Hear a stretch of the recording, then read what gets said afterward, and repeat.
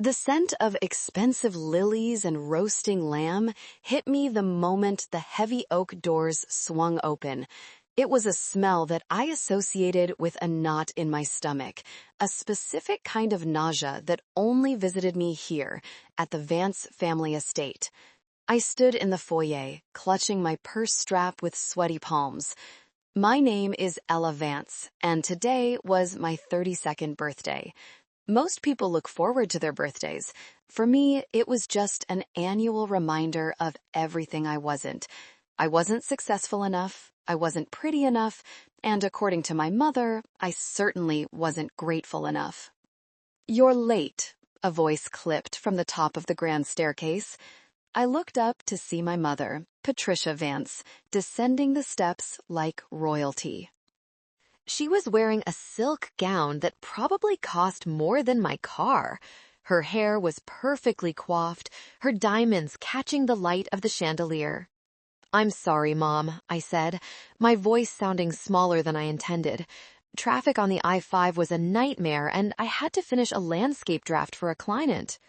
"Always working, never thriving," she sighed, reaching the bottom step and offering me a cold cheek to kiss. She pulled back and scanned my outfit, a simple navy dress I'd bought on sale at Target 3 years ago. Her lip curled just a fraction. "Is that what you're wearing? I suppose it will have to do. Try to stay behind the floral arrangements in photos." "Happy birthday to me," I whispered to myself as she turned her back, her heels clicking sharply on the marble floor. I followed her into the dining room. The table was set for 12. Crystal glasses, silver cutlery, linen napkins folded into swans.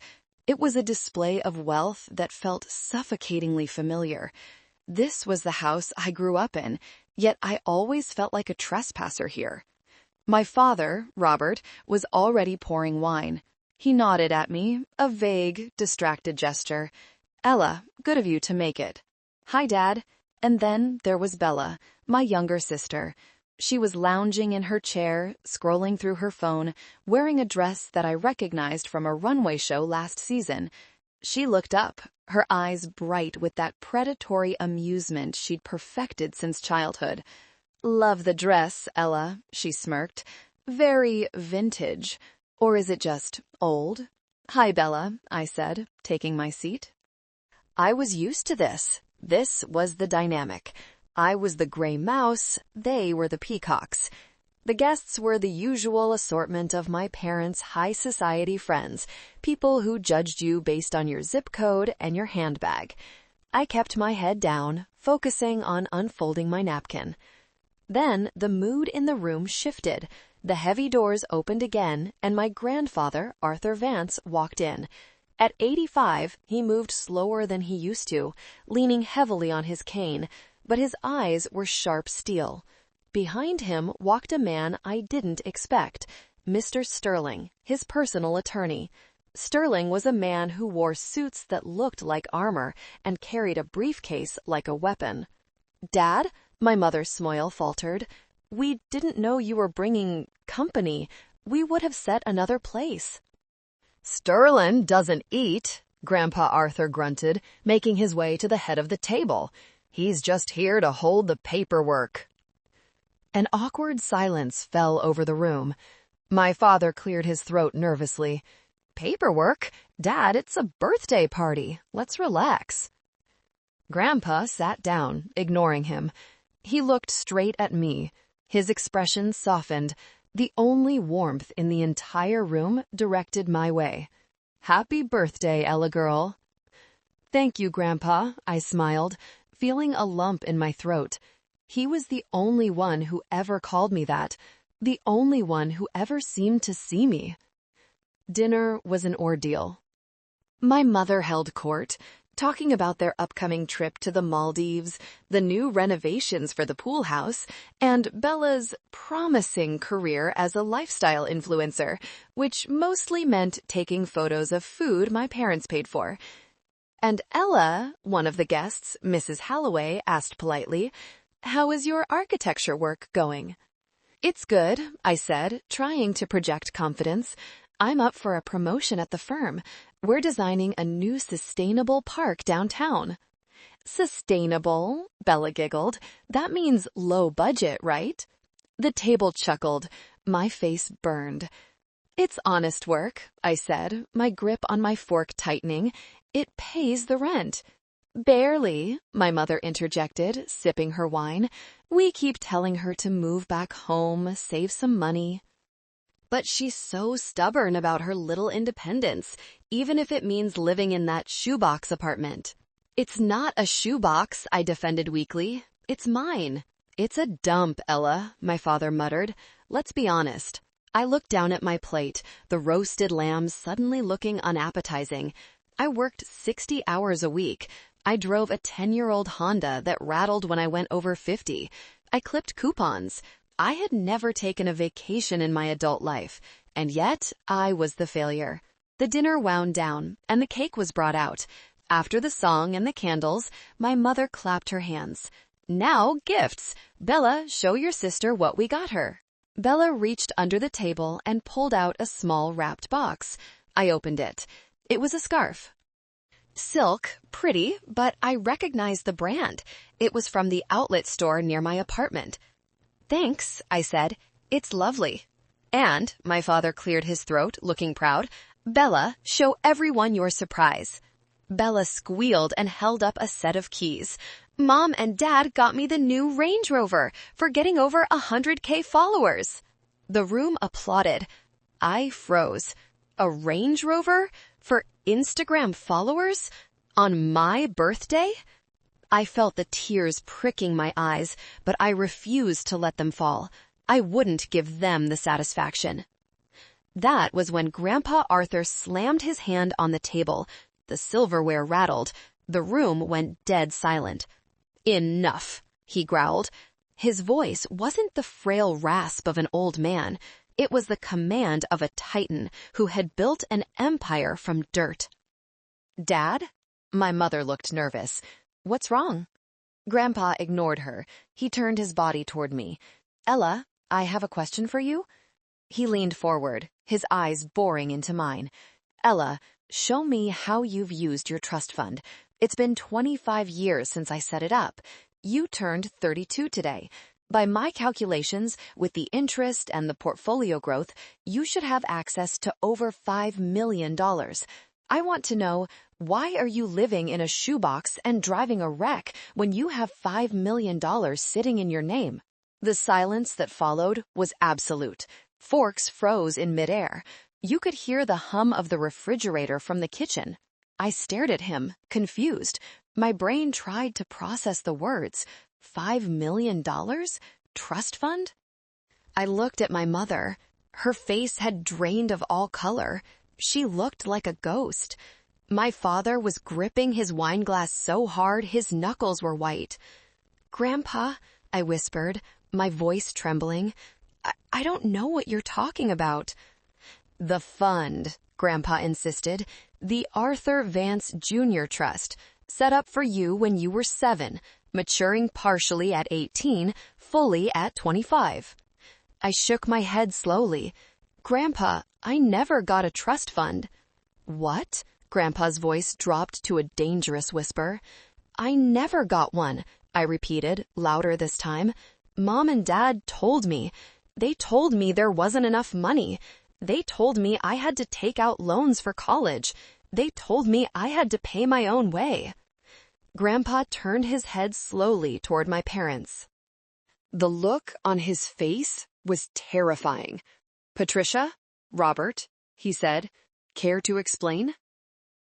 Thank you for being here with me right at the start of this nightmare. Before I tell you what happened next, and trust me, you won't believe the audacity, please comment down below with the name of the city you are watching from. It helps me feel less alone in sharing this story. While the dining room descended into a chaotic silence, my mind didn't stay at the table. It catapulted back. It went back to the years of struggle, the years that shaped the woman sitting in that chair, wearing a discount dress. I remembered being 18. It was a Tuesday.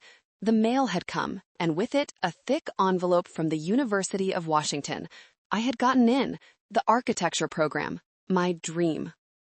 I ran into the kitchen, waving the letter. Mom, Dad, I got in! My mother was at the counter, arranging flowers in a vase that cost more than my first car. She didn't look up.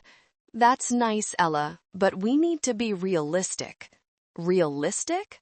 We can't afford that tuition, my father said from behind his newspaper. Business is tight this year. The market is volatile. But I looked around our kitchen. The granite countertops, the sub-zero fridge, the view of the lake. We just put in a new pool. That adds value to the estate, Mom snapped. Tuition is an expense. If you want to go, you'll have to figure it out.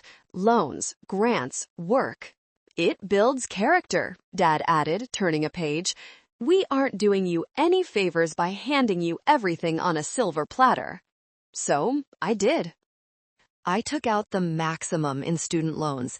I worked 3 jobs. I was a barista in the morning, a library clerk in the afternoon, and a tutor at night. I slept 4 hours a day.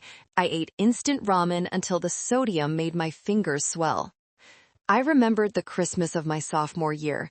I came home for the holidays, exhausted, wearing a coat with a broken zipper.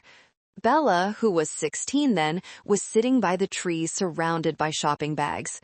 Look what Mommy got me, she squealed, holding up a designer purse. It's the limited edition. It cost a fortune, Mom laughed, sipping eggnog, but my baby deserves the best. I stood there shivering from the drafty door. Mom, my car broke down on the way here. I need $400 for a new alternator. Can you help me? Just a loan? Mom's face hardened. Ella, we discussed this. You are an adult. You need to manage your own finances. If we bail you out every time you have a hiccup, you'll never learn responsibility. It's not fair to the family budget. The family budget. That phrase haunted me. I spent the next 10 years believing them, believing that we were house rich, cash poor, believing that my parents were struggling to maintain their lifestyle and that I was a burden if I asked for anything. I remembered the time I had a dental emergency, an impacted wisdom tooth. I was in agony. I didn't have the insurance or the cash. I called Dad, crying. Please, Dad, it hurts so much. It's $600. I'm sorry, Ella, he said, his voice sounding oddly tinny, like he was outside. Things are tight right now. Put some ice on it. Tough it out. I later found out via Facebook that they were in Napa Valley that weekend, doing a private wine tasting that cost $2,000 a head. I swallowed the pain. I swallowed the resentment. I told myself they were right. I was the strong one. I was the independent one. Bella was weak. She needed them. I didn't. I wore my struggle like a badge of honor. I built a career from nothing. I graduated with honors, got hired by a top firm, and worked my way up from fetching coffee to designing city parks. Every dollar I earned, I squeezed.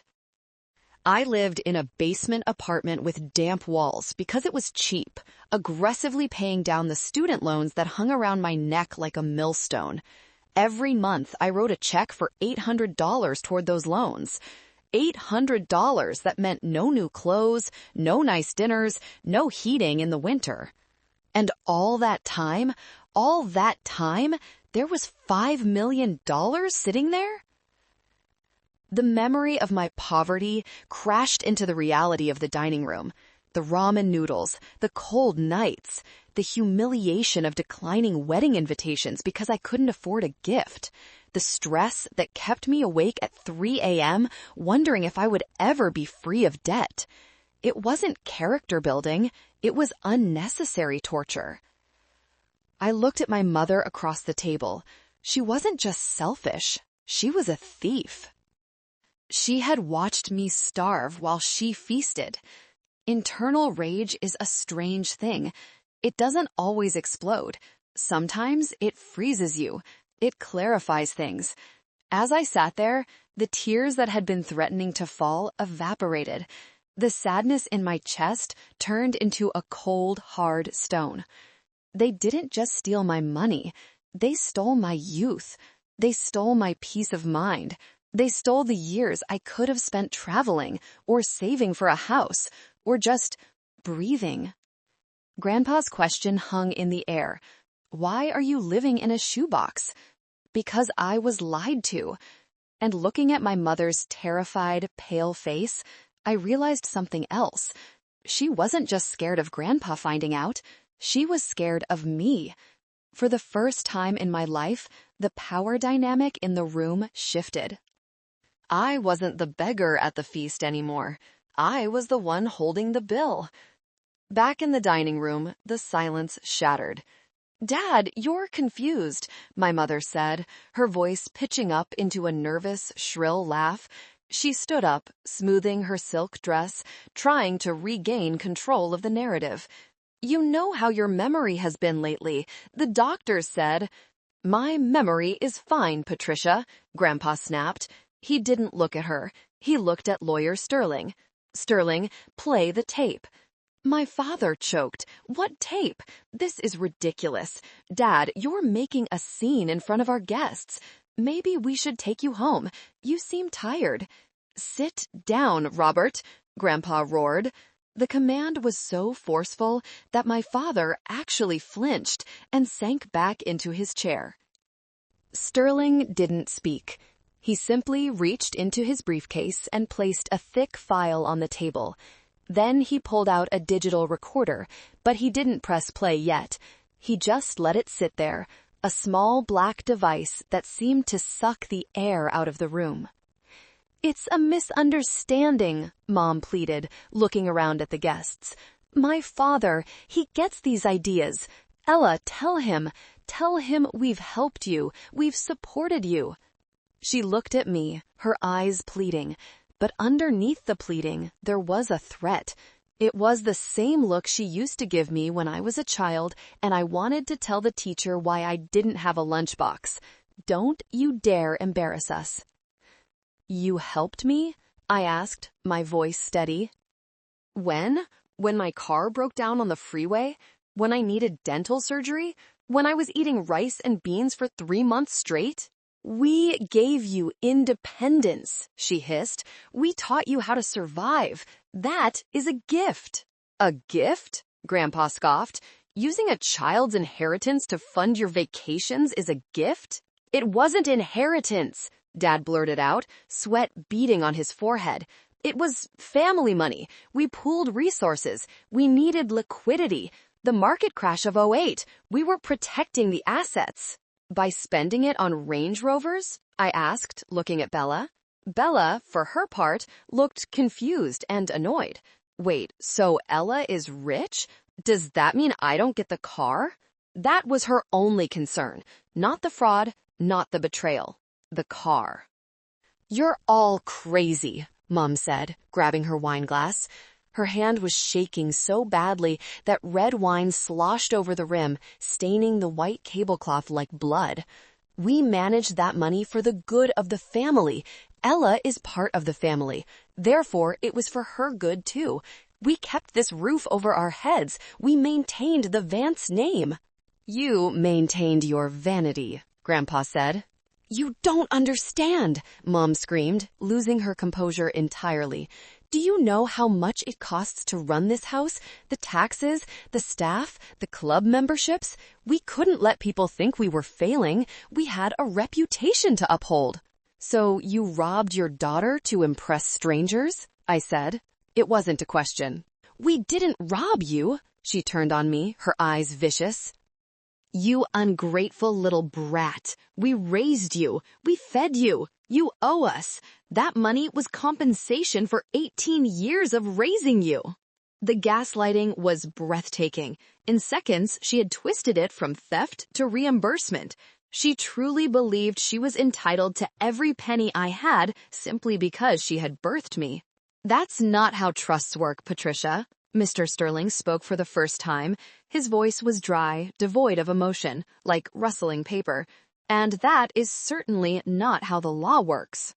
"I'll sue you," Dad threatened Sterling, though he looked like he was about to vomit.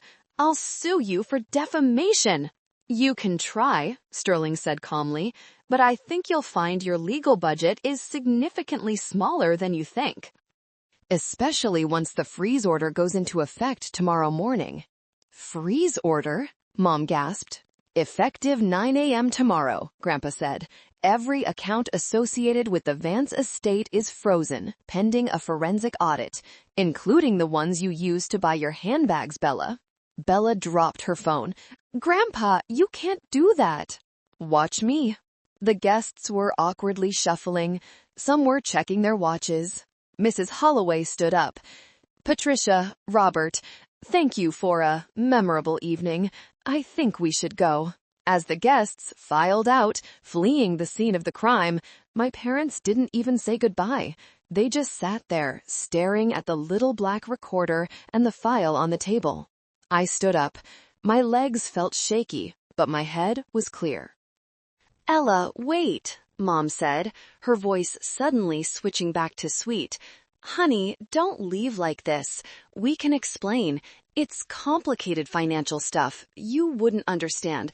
We can work this out within the family. No lawyers needed." I looked at her, really looked at her.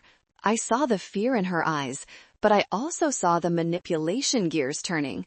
She thought she could still control me. She thought I was still the little girl desperate for her approval. "I'm going with Grandpa," I said. I walked over to Grandpa Arthur and took his arm. "Let's go." As we walked out of the dining room, leaving my parents amidst the ruins of their birthday party, I felt a strange sensation. It wasn't happiness. It was lighter than that. It was the feeling of chains falling off. The next morning, the sun was shining, but inside Grandpa's mahogany-paneled office, the atmosphere was grim. I sat in a leather chair that swallowed me whole. Across the desk sat Grandpa and Mr. Sterling. "I'm sorry, Ella," Grandpa said, his voice heavy with guilt. "I should have checked sooner. I retired to Florida. I let them handle the local affairs. I trusted them." "It's not your fault, Grandpa," I said, though part of me wondered how this could go on for 25 years unnoticed. "Here is the reality," Sterling said, sliding a spreadsheet across the desk. I looked at the numbers. It was a dizzying list of withdrawals, transfers, and expenditures. Total trust value in 1999, $250,000. Projected value in 2024, with aggressive compounding, $5.2 million. Current balance, $412. $412. That was all that was left of $5 million. "They drained it," I whispered. "Systematically," Sterling explained. "They forged your signature on withdrawal requests starting the week you turned 18. They set up a shell corporation called EV Management, Ella Vance Management. They funneled the trust income into that and then used that company to pay their personal bills." He pointed to a line item. "See this? $4,000 a month for property maintenance." "That's their landscaping bill," I said, "for the maze garden." "And this," he pointed to another, $12,000 a month, consulting fees." Who were they consulting? Nobody. That money went directly into a joint account held by your mother and sister. I felt sick. But then Sterling turned the page. "But that's not the worst part, Ella." "How can it be worse?" "The student loans," he said. I froze. "What about them?" "You've been paying $800 a month for 10 years toward a private loan servicer called Northwest Education Holdings, correct?" "Yes, it's automatic debit." Sterling took off his glasses. "Northwest Education Holdings is not a bank. It's an LLC registered to your father." The room spun. "What?" "There were never any student loans, Ella. The trust paid your tuition in full up front. The university records confirm it. Your parents forged loan documents, made you sign them believing you were taking on debt, And for 10 years, you have been paying them back for money that was yours to begin with. That was the moment. That was the snap. It wasn't a loud explosion. It was a quiet, chilling realization. All those skipped meals, the panic attacks, the shame of debt, the times I denied myself joy because I had to pay the lender. I wasn't paying a bank. I was paying for Bella's manicures. I was paying for Mom's wine. I was paying Dad to lie to me. I stood up. I walked to the window and looked out at the Seattle skyline. I didn't cry. I was done crying. I want everything, I said. My voice sounded different, lower, harder. I want every receipt, every forged signature, every bank statement. We're already compiling it, Sterling said. We have enough for a criminal fraud case. No, I turned around. Criminal is good, but I want to destroy them. I want them to feel what I felt. I want them helpless. Grandpa nodded slowly, a grim smile appearing on his face. That's my girl. There's one more thing, Sterling said, hesitating. The house. The mansion? Yes, the deed.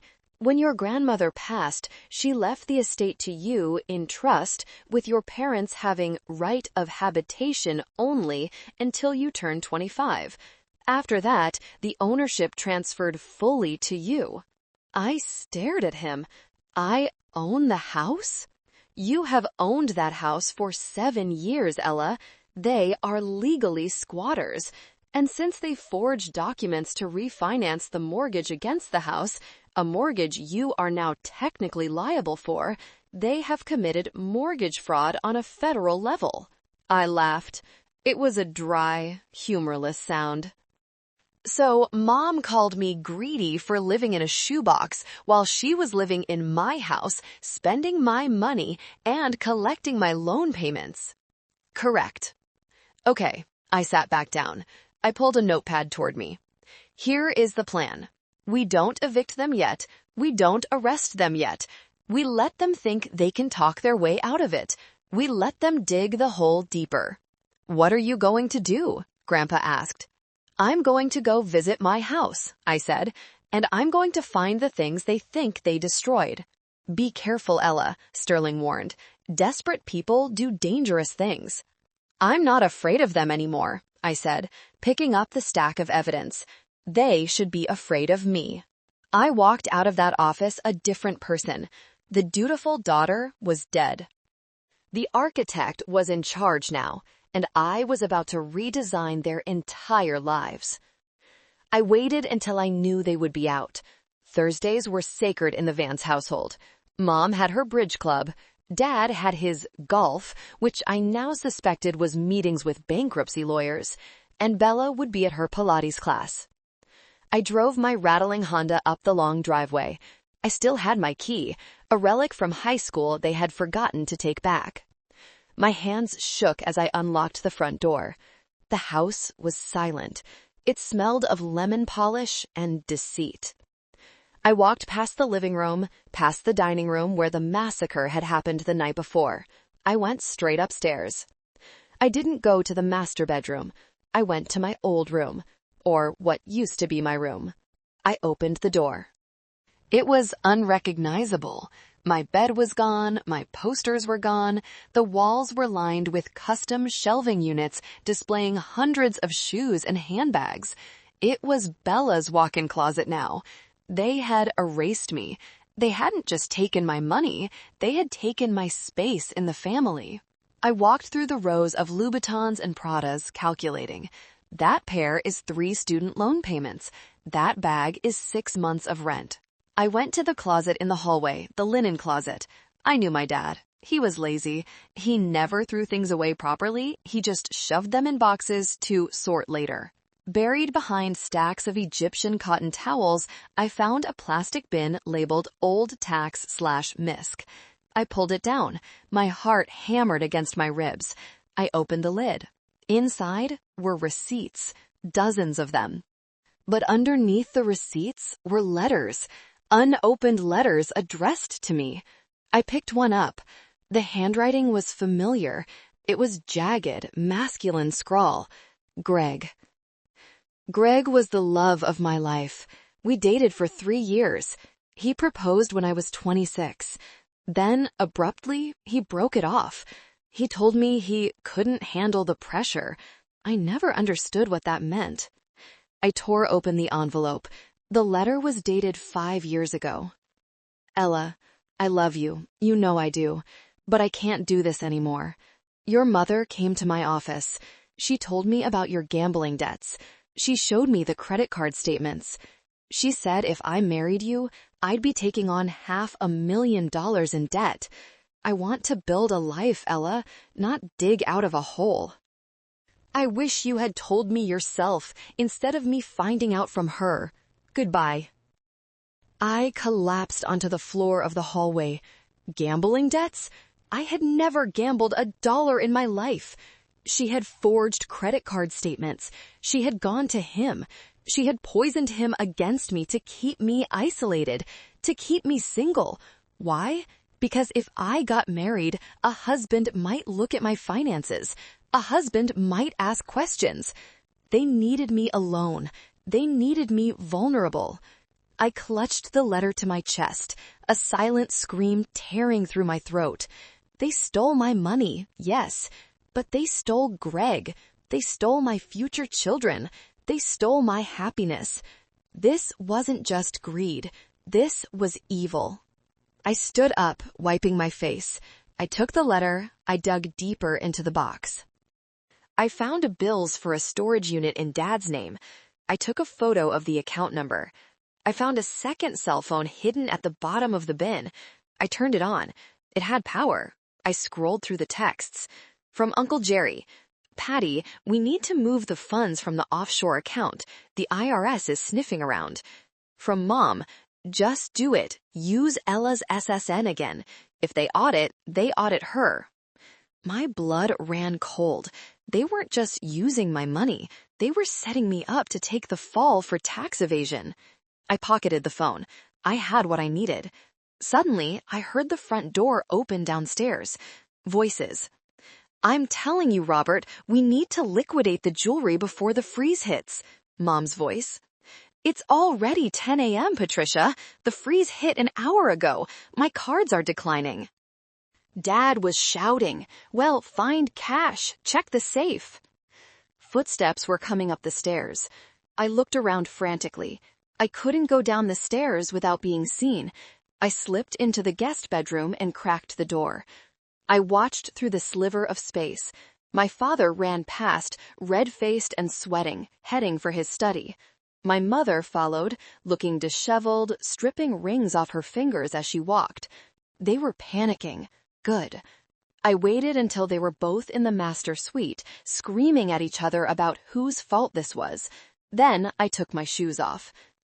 I crept down the stairs in my stocking feet, silent as a ghost. I was the architect of this house's landscape. I knew which floorboards creaked. I slipped out the front door, got into my Honda, and didn't turn the engine on until I had rolled down the driveway and around the corner. My hands were shaking on the steering wheel, but this time, it wasn't fear. It was adrenaline. I had the phone, I had the letter, I had the receipts, and I was going to burn their world to the ground. I drove straight to the one place I knew I could find an ally. Not a lawyer, not a banker, but a small duplex on the south side of the city. Mrs. Gable opened the door. She looked older than when I last saw her. Her gray hair pulled back in a loose bun, wearing a faded cardigan. She had been our housekeeper for 20 years, until Mom fired her 6 months ago for stealing silverware, a lie everyone knew was cover for, we can't afford you anymore. Miss Ella? Her eyes widened. Hi, Mrs. Gable. Can I come in? She ushered me into her cozy living room, which smelled of cinnamon and tea, a stark contrast to the sterile lemon scent of the mansion. I heard, she said quietly, pouring me a cup of tea. The grapevine among the staff is fast. Your grandfather finally asked the question. He did, But I need your help to finish the answer. Mrs. Gable sighed and set the teapot down. I wondered when you would come. I've been waiting for you. She walked to a closet in the hallway and pulled out a heavy cardboard box. She placed it on the coffee table with a thud. Your mother told me to burn these, Mrs. Gable said. About a year ago, she was doing a spring cleaning of your father's office. Said it was all junk. But I read some of it. I knew it wasn't junk. I opened the box. It wasn't just paper. It was a chronological history of betrayal. There were notebooks, Mom's handwriting. She had kept a meticulous diary of her spending, not out of guilt, but out of vanity. June 12, 2015. Withdrew $50K from Ella's trust, bought the emerald necklace, told Robert it was a replica. He's such a fool. August 4, 2018. Ella called crying about rent, sent her a link to a budgeting app. LOL. Booked the flight to Paris. I flipped through the pages, feeling a mix of nausea and vindication. She mocked me. In her own handwriting, she mocked my struggle while spending my money. There's more, Mrs. Gable said softly. Bella. What about her? She's in trouble, Miss Ella. Real trouble, Mrs. Gable pulled out a folder. I found this in the trash 2 weeks before I was let go. It was a letter from a loan shark, a real break-your-legs kind of loan shark. Bella had racked up $200,000 in gambling debts online. They aren't just broke, Mrs. Gable whispered. They are being hunted. That's why they were pushing you so hard lately to sign over the rights to the house officially. They needed to leverage the property to pay off Bella's bad debt. They were going to mortgage the house again? They were going to sell it, Mrs. Gable corrected. Your father had a buyer lined up, a cash buyer.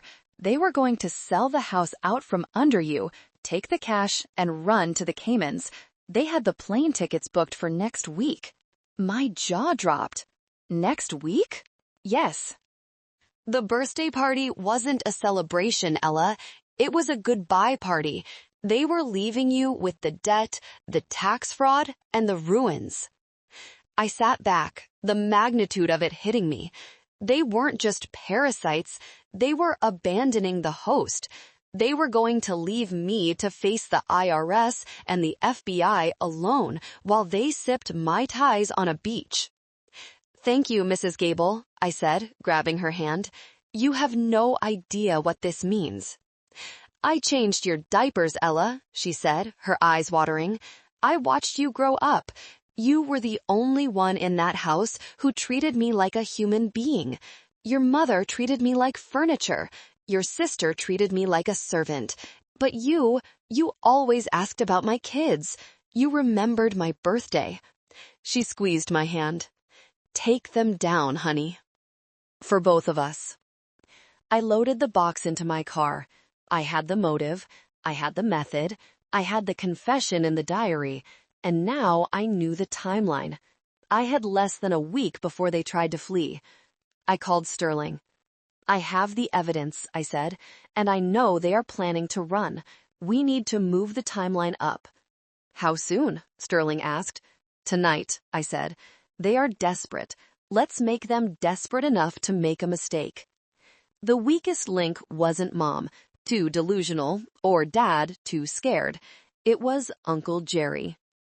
Jerry wasn't my real uncle. He was Dad's college roommate and the family accountant. He was a slimy man who wore suits that were too shiny and smiled with too many teeth. He was the architect of the financial structure that hid the theft.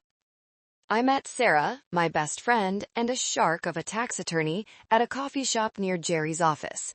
You ready? Sarah asked, adjusting her blazer. Born ready. We walked into Jerry's office without an appointment. His secretary tried to stop us, but Sarah flashed a badge. It was just her bar association ID, but she did it with such authority that the secretary sat back down. We barged into Jerry's office. He was shredding documents. Literal shredding. Ella? He looked up, startled. He tried to block the shredder with his body. "What are you doing here?" "Sit down, Jerry," I said, taking a seat opposite him. Sarah stood by the door, locking it. "This is highly irregular," Jerry stammered, sweat instantly appearing on his upper lip. "I'm busy." "We know what you're doing, Jerry," Sarah said coolly. "We know about EV management. We know about the offshore accounts in the Caymans, and we know you used Ella's social security number for the tax filings."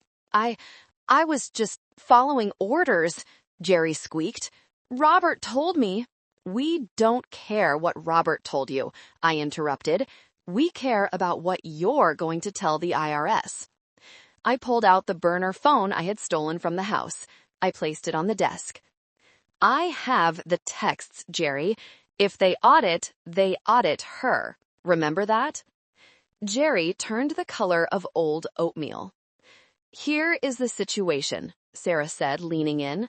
"We are filing a report with the IRS Criminal Investigation Division in 1 hour. If your name is the only one on the complaint, you're looking at 15 years, minimum. However," I added, "if you cooperate, if you give us the full ledger, we might be inclined to frame you as a reluctant witness rather than a co-conspirator." "I can't," Jerry whispered. "Patty will kill me." "Patty is going to prison, Jerry," I said, "or she's going to the Caymans. Either way, she won't be able to help you when you're sharing a cell.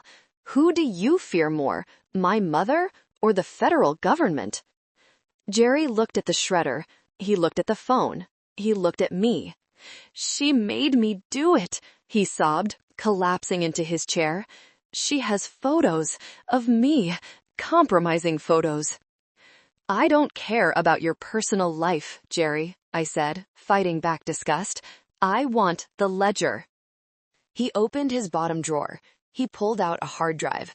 "It's all here," he said, his hands shaking. "The real books, not the ones we showed the IRS. It shows where every penny went. The tuition fraud, the mortgage fraud, the payoffs to the senator." "Payoffs to a senator?" Sarah raised an eyebrow. "This gets better and better." "And," Jerry added, looking at me with pity, "the trust modification." "What trust modification?" "When you were 21, they forged a document stating you were mentally incompetent.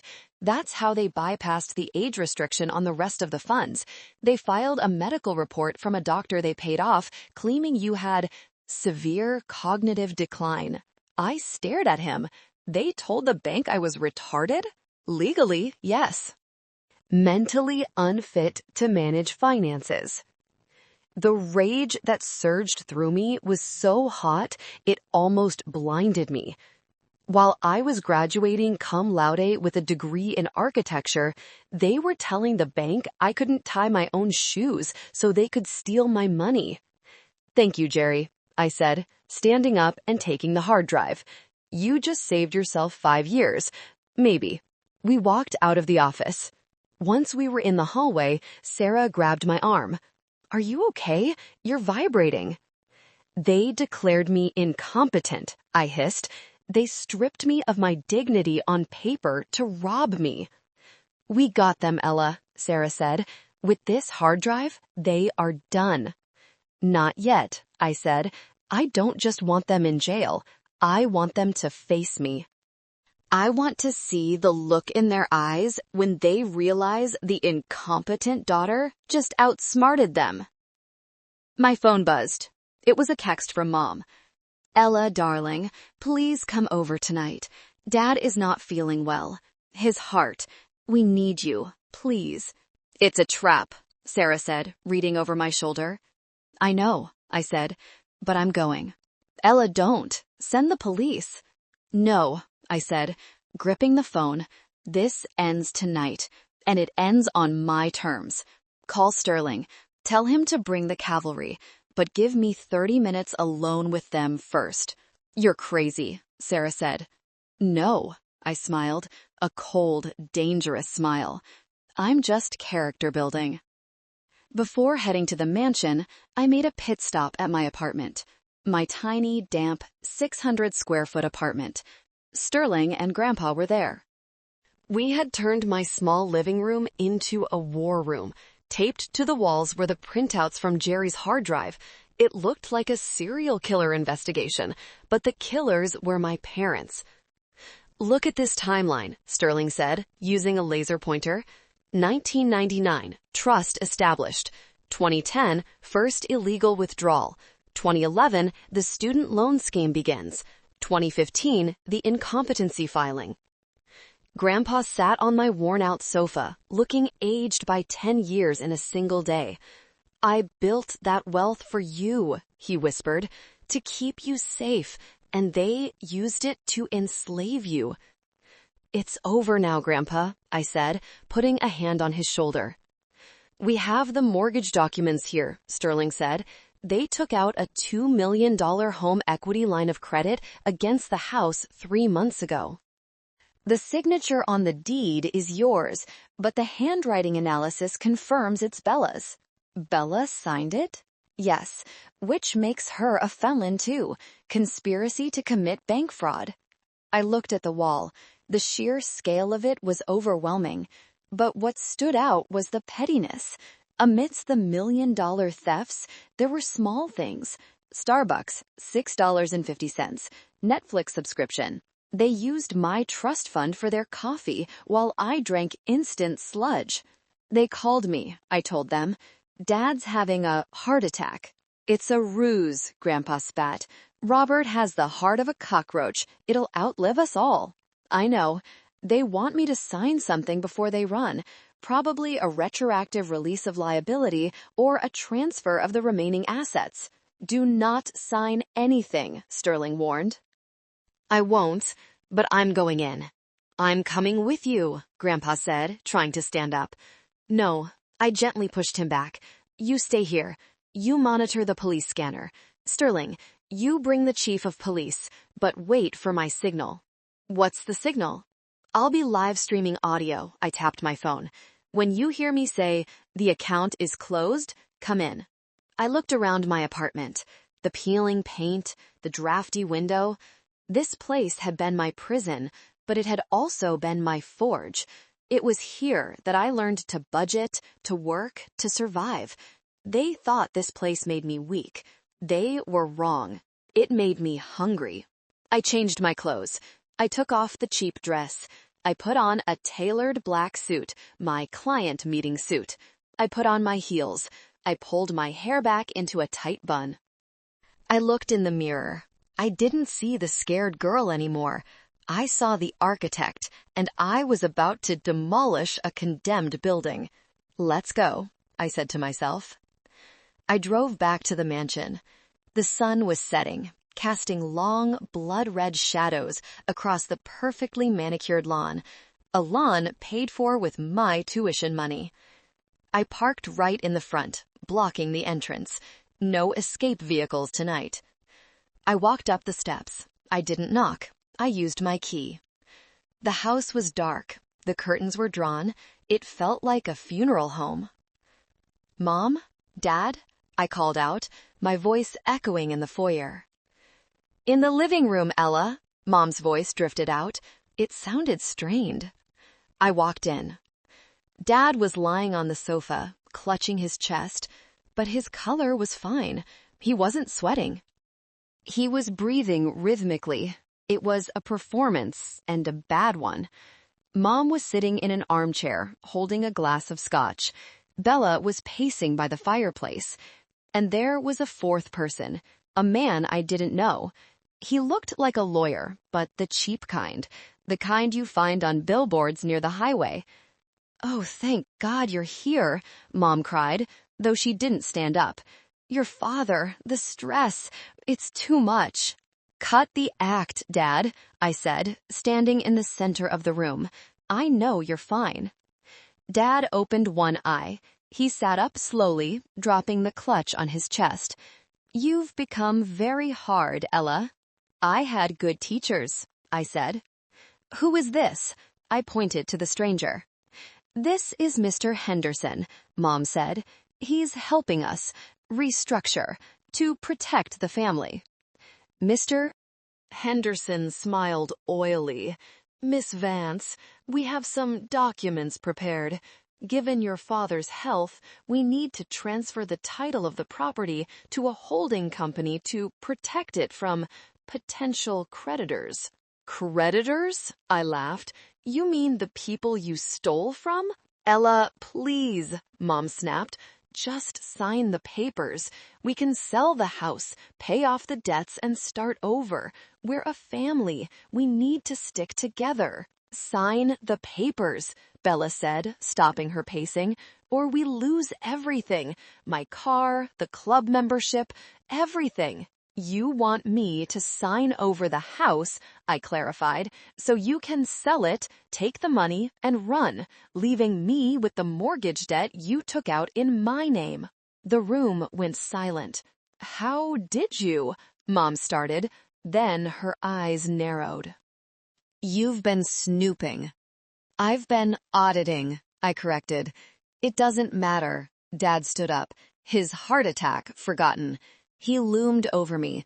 You're going to sign. You're my daughter. You do what I say. Or what? I challenged. Or we ruin you, Mom said, standing up too. Her voice dropped to a venomous hiss. We know people, Ella. We can destroy your reputation. We can tell your firm you're unstable. We still have that doctor's report declaring you incompetent. We can have you committed. There it was, the final threat, the nuclear option. I reached into my pocket and tapped the screen of my phone. Stream started. You'd lock up your own daughter to keep your money? I asked, loud and clear. We do whatever it takes to survive, Mom said. You're just a vessel, Ella. You were born to serve this family. Now sign the damn paper. The air in the living room was thick enough to choke on. The threat hung there. We can have you committed. My father stepped closer, using his height to intimidate me. You think you're smart, Ella? You think because you learned to draw pretty parks you understand the world? We own you. We made you. You didn't make me, I said, holding my ground. You broke me, and then I fixed myself.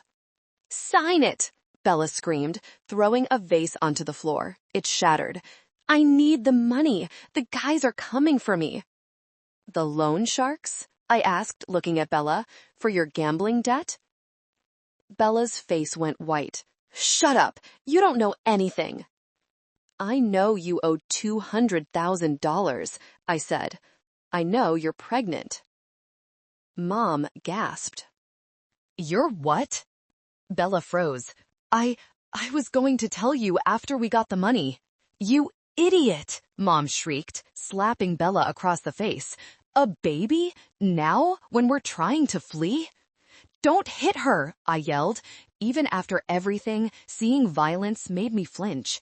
Stay out of it, Mom turned back to me, her eyes wild. This is your fault. If you had just let us use the trust quietly, none of this would have happened. You forced our hand. I forced you to steal $5 million? It was our money, Dad roared. I earned it. My father gave it to you, but it came from my family name. It belongs to me. It legally belongs to Ella, the sleazy lawyer, Henderson muttered. Technically. Shut up, Henderson, Dad yelled. He grabbed my arm. His grip was painful. You are going to sit down and you are going to sign this deed, and then you are going to thank us for not throwing you in a psych ward. He tried to force me into the chair. Get off me. I wrenched my arm away. Grab her, Mom yelled. Bella lunged at me. She grabbed my hair. I cried out, stumbling back. My own sister? You ruin everything, Bella screamed, pulling my hair. Why couldn't you just be stupid? Why did you have to check the accounts? I shoved Bella back. She fell onto the sofa. Because I'm done being your victim, I shouted. Dad moved to block the door. You're not leaving until you sign. This is kidnapping, I said, breathing hard. False imprisonment. It's family discipline, Mom sneered. Who are they going to believe? Two upstanding members of society, or the hysterical daughter with a history of mental instability? She picked up the pen and the document. She shoved it into my chest. Sign, now. I looked at the paper. It was a quick claim deed. It would transfer the house to Vance Global Holdings, their shell company. I looked at the pen. Then I looked at my mother. No. Mom's face contorted. What did you say? I said, no, I'm not signing. Not the house, not the release, nothing. Mom stared at me for a second, trembling with rage. Then she did the unthinkable. She picked up the phone on the side table and dialed 911. What are you doing? Dad asked. Hello? Mom's voice instantly changed into a terrified sob. It was an Oscar-worthy performance. Please help. My daughter, she's having a psychotic break. She's violent. She attacked her sister. She's destroying the house. Please, we're trapped in the living room. Send help. She hung up and looked at me with a cold, dead smile. Now the police are coming, and when they see the broken vase and Bella crying and you shouting, they'll take you straight to the psychiatric hold. And while you're sedated, I'll get power of attorney. My blood ran cold. This was their plan B. If I didn't sign, they would neutralize me. You are a monster, I whispered. I'm a mother doing what's best for her family, she replied. I heard sirens in the distance. They were coming fast. I looked at my phone. The stream was still running. Grandpa and Sterling heard everything. The account is closed, I said loudly. I repeat, the account is closed. Who are you talking to? Dad asked, looking nervous. My guardian angels, I said. The sirens grew louder. Blue and red lights flashed through the curtains. Game over, Ella, Mom hissed. Fix your hair. You want to look nice for your mugshot. The front door burst open, heavy boots on the hardwood. Police! Everybody hands up! 3 uniformed officers stormed into the living room, 2 regular officers and a sergeant. She's crazy, Mom screamed, pointing at me. She hit me. She broke the vase. She's off her meds. Ma'am, step back, the sergeant ordered. Officer, please, Dad stepped forward, using his country club voice. I'm Robert Vance. This is my daughter. She's having an episode. We just need her transported to St. Mary's for evaluation. The sergeant looked at me. I stood there, calm, hands raised. Miss, are you okay? I am perfectly sane, officer, I said. My parents are attempting to coerce me into signing a fraudulent deed. She's lying, Bella sobbed from the couch. Look at my face. She hit me. She rubbed her cheek where Mom had slapped her, pretending I did it. The sergeant looked at the broken glass. He looked at the screaming mother and the crying sister. He looked at me, standing still.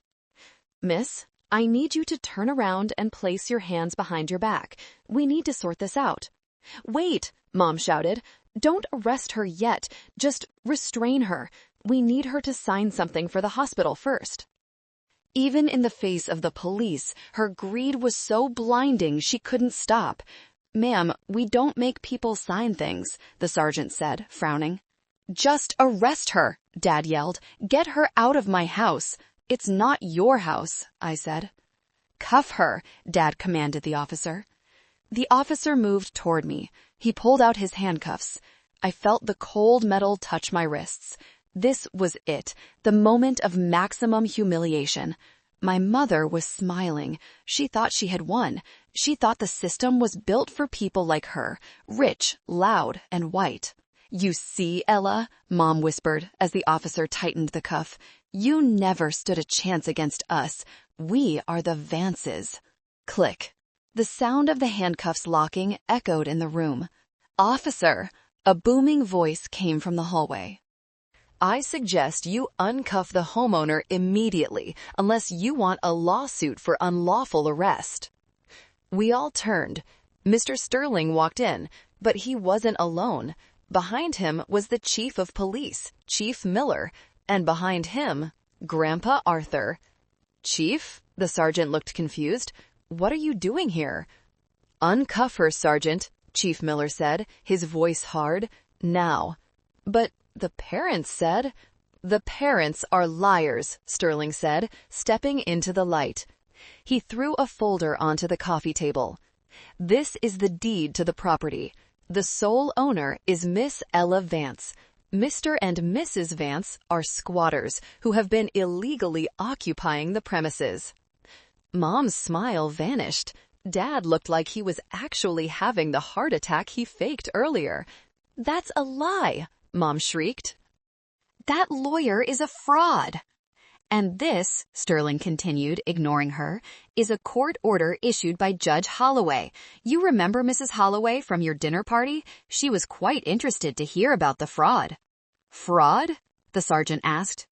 "Grand theft, embezzlement, tax evasion, and mortgage fraud," Sterling listed. "And now we can add false imprisonment and filing a false police report." The sergeant looked at Mom. His demeanor changed instantly. He wasn't looking at a distressed mother anymore. He was looking at a suspect. "Officer," Grandpa Arthur stepped forward, leaning on his cane. He pointed at Dad. "That man stole $5 million from his own child. Arrest him." "No," Dad backed away. "It's a misunderstanding. We have a lawyer. Henderson, say something." Mr. Henderson, the sleazy lawyer, was slowly backing toward the door. I was just consulted on estate planning. I didn't know about the criminal aspect. I'm leaving." He turned and ran. "Coward!" Mom screamed. The sergeant took the key and unlocked my handcuffs. I rubbed my wrists. "Ms. Vance," the sergeant said to me, "is this true? Do you want to press charges?" I looked at my mother. She wasn't crying anymore. She was looking at me with pure hatred. "Ella, don't you dare," she hissed. "We are your family. You destroy us, you destroy yourself." "You destroyed me years ago," I said. "I'm just returning the favor." I looked at the sergeant. "Yes, I want to press charges. For everything." "All right," the sergeant nodded. He turned to Dad. "Robert Vance, turn around and place your hands behind your back." "You can't do this," Dad yelled as the officer spun him around. "I am a member of the golf club. I know the mayor." "The mayor signed off on the warrant," Chief Miller said dryly. They cuffed Dad. Then they moved to Mom. "Don't touch me." Mom swiped at the officer. "This is silk. You'll ruin it." "You have the right to remain silent," the officer recited as he clicked the cuffs on her wrists. "Ella!" Mom screamed, her composure shattering completely. "Tell them to stop. I'm your mother. I gave you life." "And then you charged me for it," I said cold-heartedly. "Bella!" Mom yelled. "Do something."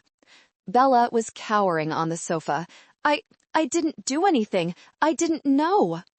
"Actually," Sterling interrupted, "we have the mortgage documents you signed, Bella. Conspiracy to commit bank fraud." The third officer approached Bella. "No," Bella wailed. "I'm pregnant. You can't arrest a pregnant woman." "We have medical facilities at the station," the officer said, pulling her up. "I watched as my entire family, my father, my mother, my sister, were lined up in their own living room, handcuffed. The audience for this drama wasn't the elite society they tried to impress. It was the police, the lawyers, and me." "Is that everything, Miss Vance?" Chief Miller asked me. "One more thing," I said. I walked up to my mother. She was breathing heavily, her mascara running. "You called me greedy," I said softly. "You called me ungrateful. You told me I needed to learn the value of $1. I leaned in close. "Lawyers cost $500 an hour, Mom. I hope you saved up." I turned my back on them. "Get them out of my house." Before the officers could drag them out, Sterling raised a hand. "Wait, before they go, the receipts. He pulled a remote out of his pocket and pointed it at the massive flat-screen TV above the fireplace. "What is this?" Dad grunted, struggling against the cuffs. "The evidence," I said. "I want you to see what we have, so you know there is no point in lying." The screen flickered to life. It was a projection of the digital ledger from Uncle Jerry's hard drive. A list scrolled down the screen. Tuition, Ella, paid in full via trust. Loan payments, transferred to Patricia Vance's personal account. Withdrawal, $80,000, Bella's Sweet 16.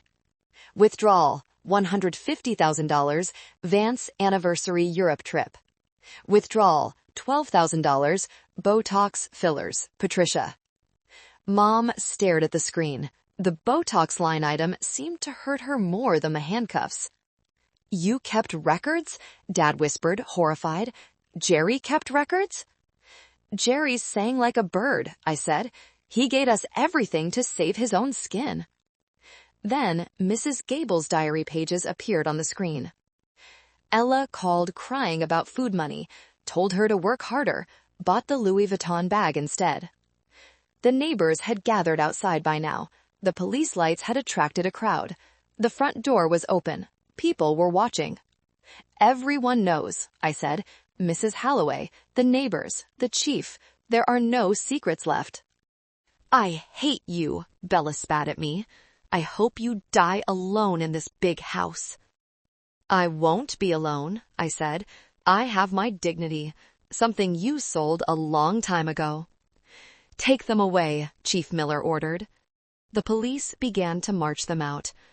My father was weeping now, a broken, pathetic man. My reputation, my life. My mother held her head high, trying to maintain some shred of delusion. "This is a mistake. We will be back. You'll see. We will sue." As they were shoved into the back of the police cruisers, the neighbors stood in silence. There were no flashes of paparazzi cameras, just the judgmental stares of the people they had tried so hard to impress. I stood on the porch, flanked by Grandpa and Sterling. I watched the red taillights of the police cars fade into the distance. It was over. The house was quiet. "Are you okay?" Grandpa asked, squeezing my hand. I took a deep breath. The air tasted different. It didn't smell like lemon polish anymore. It smelled like rain and pine. It smelled like Seattle. "I'm okay," I said, and for the first time in 10 years, I meant it. "What do you want to do now?" Sterling asked. "We need to secure the assets, start the liquidation process to recover what we can." I turned and looked at the mansion. It was beautiful, it was massive, and it was hideous. "I don't want to live here," I said. "You don't?" "No. This place is poisoned. Every room has a lie in it." "So what do we do?" "We sell it," I said. "We sell everything. The furniture, the cars, the art. I want it all gone." "And the money?" Grandpa asked. "I'll take what was stolen from me," I said. "The rest, we donate to a scholarship fund for students who actually need it, students who don't have trust funds."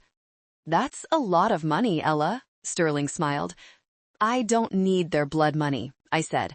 "I have my job, I have my skills, I can build my own life." I walked back inside, but only to grab my purse.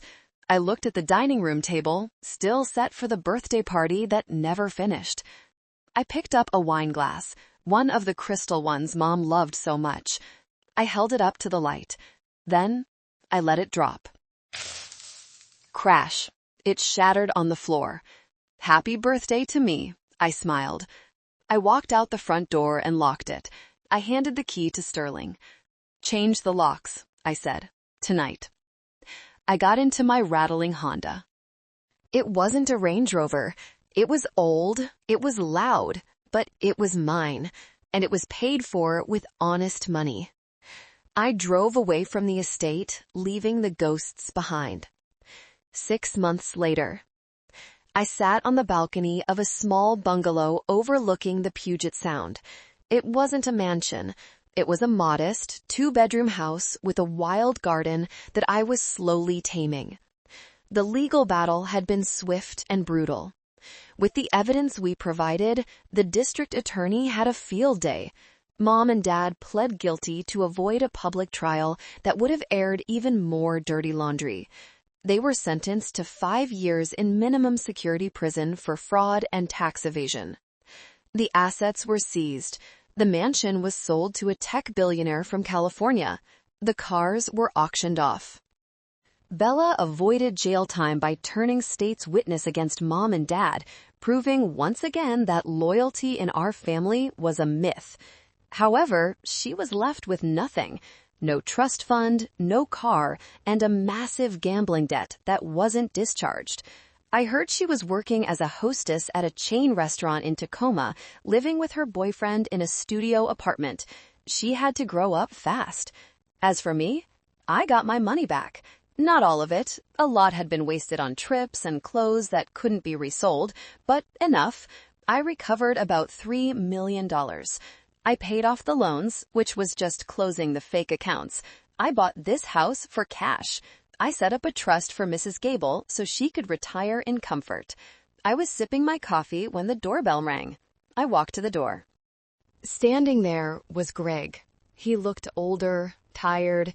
He held a bouquet of supermarket flowers. "Ella," he said, I heard what happened on the news." "Hi, Greg." "I wanted to apologize," he said. "I should have asked you. When your mom showed me those credit card statements, I should have asked you." I looked at him. I looked at the man I had spent years mourning, the man I thought was my soulmate. "Yes," I said softly, "you should have." Is there a chance we can try again?" he asked, stepping forward. "Now that we know the truth? Now that the obstacles are gone?" I looked at his hopeful eyes. I felt a pang of nostalgia, but then I remembered the letter. I want to build a life, not dig out of a hole. He hadn't left me because he stopped loving me. He left me because he thought I was a liability. He left when things got hard. "Greg," I said, "my parents were monsters, but they taught me one thing. People show you who they are when money is involved." "Ella, that's not fair."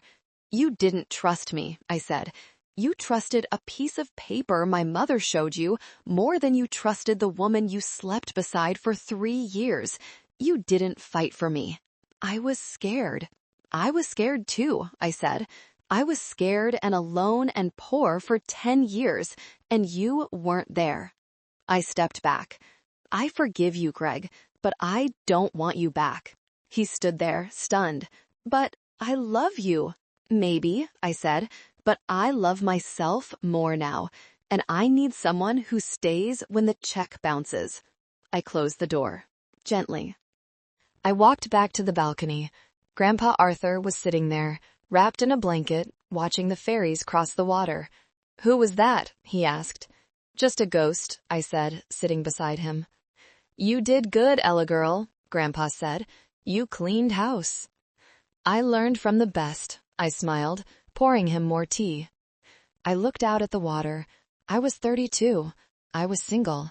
I was scarred. But I was free. I picked up my sketchbook. I was designing a new park for the city, a playground accessible to all children, regardless of their ability. It was going to be beautiful. Family isn't defined by whose blood you have. It's defined by who stands next to you when the house is burning down. My parents were arsonists, but out of the ashes, I had built something fireproof. I wasn't the victim anymore. I was the architect of my own life, and the foundation was solid. Thank you so much for listening to my story. It wasn't easy to relive, but I hope it proves that the truth always wins in the end. If you made it this far, please comment the letter A below so I know you are a true supporter of justice. If you have ever had to cut off toxic family members, share your story in the comments. And please click the like button and subscribe for more stories of truth and vindication. You are all amazing. Stay strong.